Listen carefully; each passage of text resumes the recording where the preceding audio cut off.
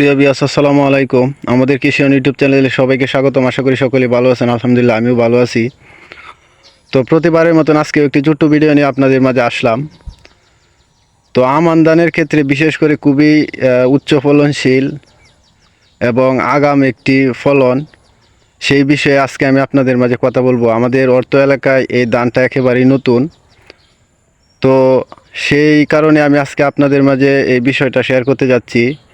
কারণ কৃষি খাতে অনেক খরচ, কৃষি ফলনে ধান, বিশেষ করে ধান চাষের ক্ষেত্রে অনেক খরচ হয়ে যায়। তো আমি এই জমিনটা দেখে বা এই জমিনের বিষয়ে আমি সঠিক তথ্য নিয়ে তারপর আমি আপনাদের মাঝে শেয়ার করতেছি। আমাদের এলাকারই একজন এই জমিটাতে ধান চাষ করছেন।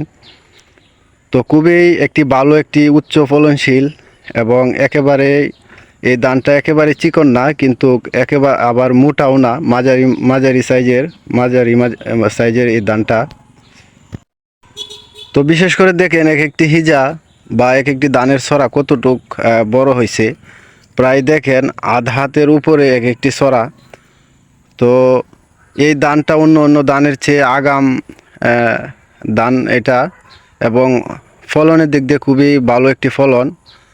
এই ধানের আপনার পোকামাকড়ের আক্রমণও কম, সারও বেশি প্রয়োগ করতে হয় না, অল্প সার প্রয়োগ করলেই হয়।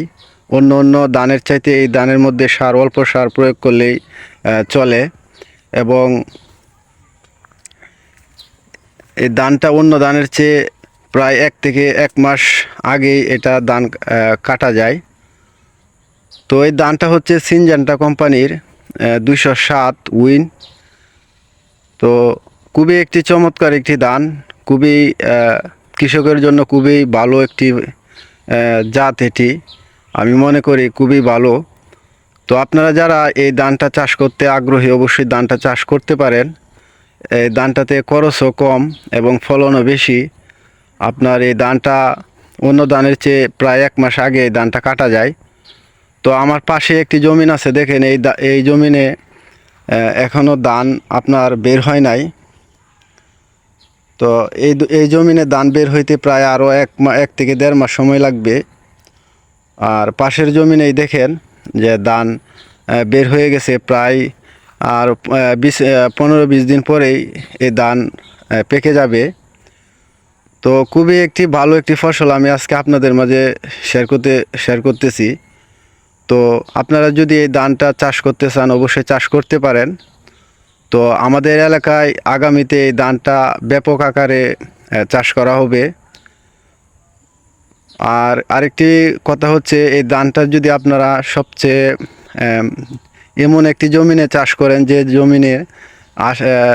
জমিনের পাশে গাছ নেই, অবশ্যই গাছের নিচে আপনারা জানেন যে ফসল তেমন একটা ভালো হয় না।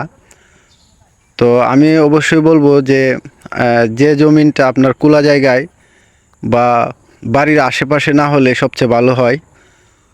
তো এরকম একটি সুন্দর একটি ফসল আপনিও পেতে পারেন যদি আপনি এই ধানটা অবশ্যই আপনি যদি চাষ করেন। তো যদি এই ধানের বিষয়ে আরও কিছু তথ্য আপনার জানার থাকে, তো অবশ্যই আমার ভিডিওর কমেন্টে আপনি জানাবেন। ভিডিওতে কমেন্ট করবেন এবং লাইক কমেন্ট শেয়ার করে দিবেন। তো আজকের মতন এখানেই বিদায় নিচ্ছি। সকলেই সুস্থ থাকবেন, ভালো থাকবেন। আল্লাহ হাফেজ।